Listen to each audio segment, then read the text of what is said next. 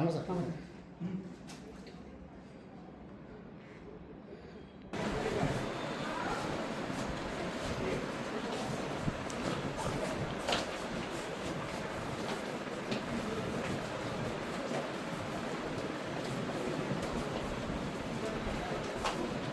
मध्ये आज स्थानिक गुन्हे शाखेने मोठी कारवाई केली आहे.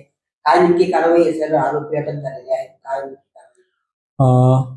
आज पहाटे 10 जुलैला पहाटे 2:30 वाजेच्या सुमारास LCBला एक गुप्त बातमी मिळाली होती की जे आपलं GS ग्राउंड आहे तिथं काही मुलं MD विक्रीसाठी येता येते म्हणून. तर त्यानंतर मग आपण सापळा रचला. सापळ्यामध्ये आपल्याला 3 जण मिळून आले. एक आंध्राचा फायदा घेऊन पळून गेला.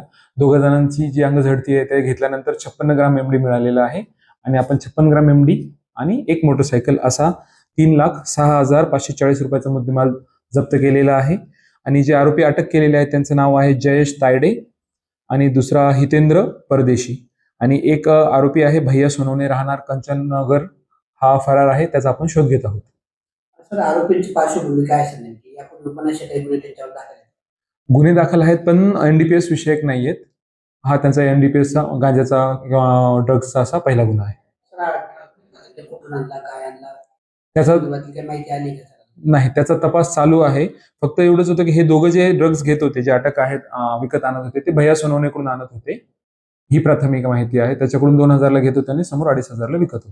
सर जे तो आरोपी आहेत ते नेमके कुठले रहिवासी?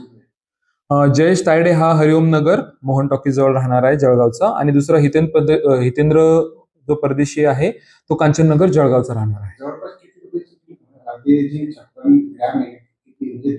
56 ग्रामची जी किंमत आहे ती लावली आहे 2,81,540 रुपये. त्यांचं रॅकेट कसं असायचं? कुठं विकणार होते? पेडलर आहे का सर? स्वतः व्यसन करायचे? यापैकी जो जयेश आहे तायडे, त्याला पाचा तायडे म्हणतात, उर्फ पाचा तायडे, तो स्वतःही घेतो आणि विक्री पण करतो. काय याच्यामध्ये रॅकेट आहे कॉलेजचे? त्याचा तपास चालू आहे. आज पहिलाच दिवस आहे. आता आज आपण PC साठी जात आहोत पोलीस कस्टडीवर. गुन्हा दाखल झालेला आहे. CR नंबर 217/2026 NDPS ऍक्ट आणि जिल्हा पेठ पोलीस स्टेशनला रजिस्टर्ड आहे हा गुन्हा.